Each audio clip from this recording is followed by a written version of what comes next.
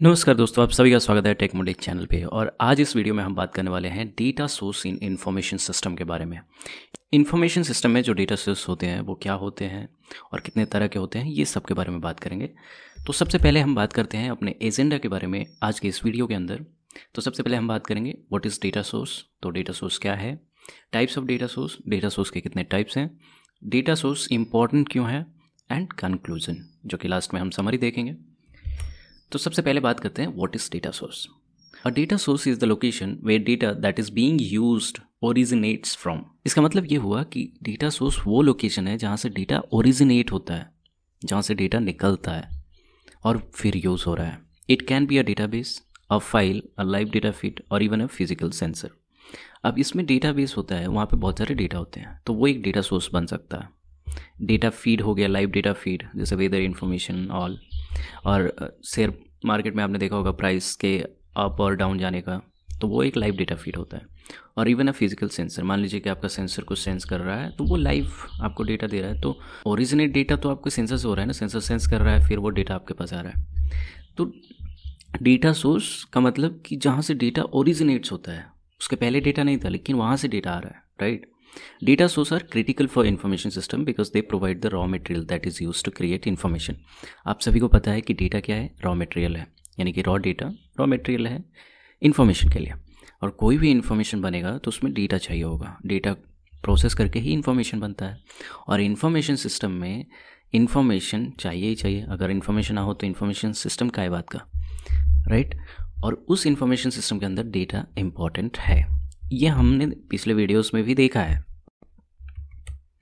अभी हम बात करते हैं टाइप्स ऑफ डेटा सोर्स के बारे में। तो डेटा सोर्स मेनली दो तरह के होते हैं, या आप दो तरह से देख सकते हैं, internal data source, external data source.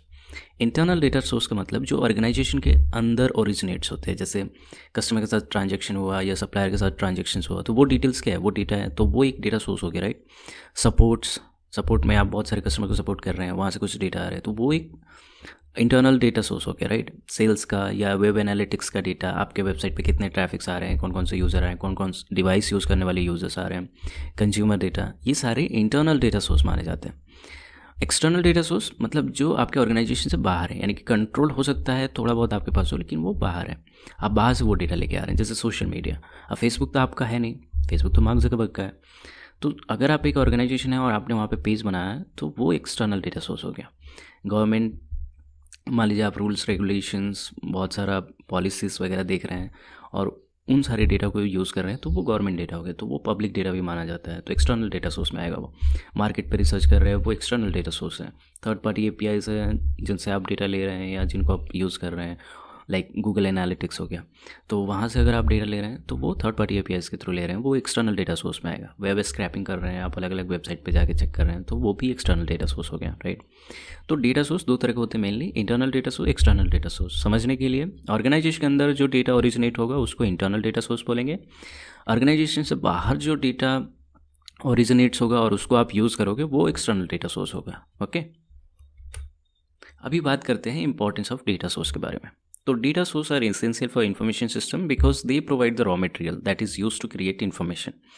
अब बिना डेटा के इन्फॉर्मेशन तो होगा नहीं, और वही रॉ मटेरियल है, तो डेटा सोर्स बहुत इंपॉर्टेंट है क्योंकि वहाँ से डेटा आएगा, इसीलिए वो इन्फॉर्मेशन सिस्टम के लिए बहुत ही इसेंशियल हो जाता है। क्योंकि बिना डेटा सोर्स के इन्फॉर्मेशन सिस्टम फंक्शन लायक नहीं रहेगा, यानी कि उसका कोई मतलब ही नहीं रहेगा। अब आप ही बताइए, इन्फॉर्मेशन सिस्टम विदाउट इन्फॉर्मेशन मतलब कोई सेंस ही नहीं बनता ना, सिर्फ सिस्टम बच जाएगा, और सिस्टम का है बात का। The type of data source that is used in an information system will depend on the specific needs of the system. अब कौन से टाइप का डेटा सोर्स यूज़ हो रहा है इन्फॉर्मेशन सिस्टम में, ये डिपेंड करेगा कि उस सिस्टम की नीड क्या है, right. For example, a system that need to store a large amount of customer information would likely use a database, while a system that need to track real time stock prices would likely use a live data feed. मान लीजिए कि आपको बहुत सारा large amount में data save करके रखना है ऑर्गेनाइजेशन के लिए, तो आप ऑफकोर्स डेटाबेस यूज़ करेंगे, डेटाबेस जहाँ पे आप कलेक्शन ऑफ डेटा स्टोर कर सकते हैं टेबल के फॉर्मेट में, राइट। और अभी तो बहुत सारे डेटाबेस हैं जिसमें आप बिना टेबल के भी रख सकते हैं, राइट। तो database in the sense collection of large amount of data और इन्फॉर्मेशन, ओके।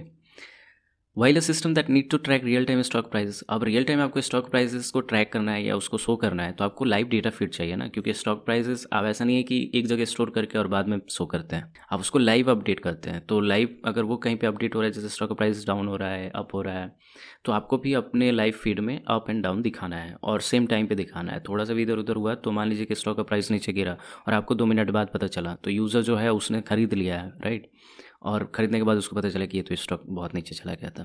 अभी भी बहुत सारे एप्लीकेशंस में ऐसे इश्यूज होते हैं, लेकिन एज अ इंफॉर्मेशन सिस्टम अगर हम पढ़ रहे हैं तो हमें ये इन चीज़ों का ध्यान रखना होता है, ठीक है। तो लाइव डेटा फीड में वो इम्प्लीमेंटेशन पे डिपेंड करेगा कि वैसे क्यों होता है, लेकिन अगर आपको real time stock prices show करना है तो लाइव डेटा फीड का यूज़ करना पड़ेगा। अगर आपको लार्ज कस्टमर इन्फॉर्मेशन सेव करना है तो आपको डेटाबेस यूज़ करना पड़ेगा। कहने का मतलब ये है कि जिस टाइप का डेटा सोर्स आप अपने इन्फॉर्मेशन सिस्टम में यूज़ कर रहे हैं ये डिपेंड करेगा कि आपके सिस्टम का स्पेसिफिक नीड क्या है, ठीक है। अगर आपको लार्ज अमाउंट चाहिए तो डेटाबेस, अगर आपको रियल टाइम स्टॉक प्राइस चाहिए तो लाइव डेटा फीड, ओके। तो डेटा सोर्स चेंज हो जाएंगे, ठीक है, आपके नीड के हिसाब से। अब बात कर रहे हैं कंक्लूजन।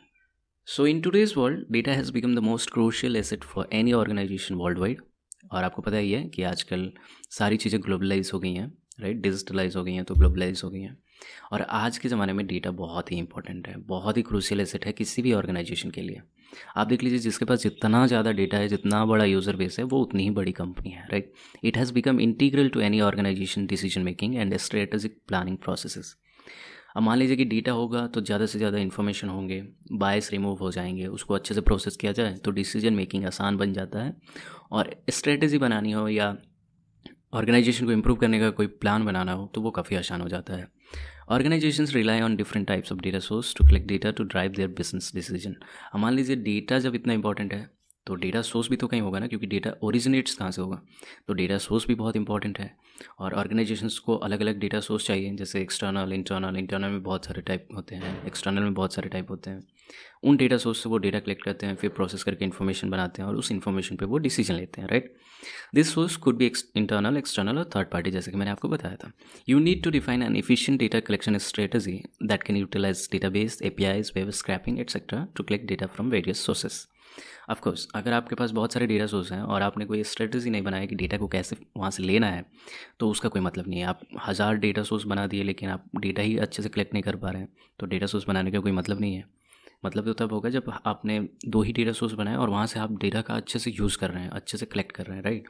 तो डेटा कलेक्शन स्ट्रेटजी भी बनानी पड़ती है ऑर्गेनाइजेशंस को, ताकि वो डेटाबेस या एपीआई या वेब स्क्रैपिंग या जो भी डेटा सोर्स हैं उनको अच्छे से यूटिलाइज़ कर सकते हैं, एफिशिएंट तरीके से यूटिलाइज़ कर पाएँ, ठीक है।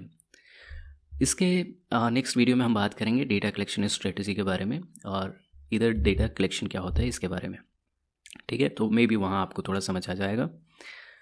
तो ये रहा कंक्लूजन, मिलते हैं नेक्स्ट वीडियो में, तब तक के लिए धन्यवाद।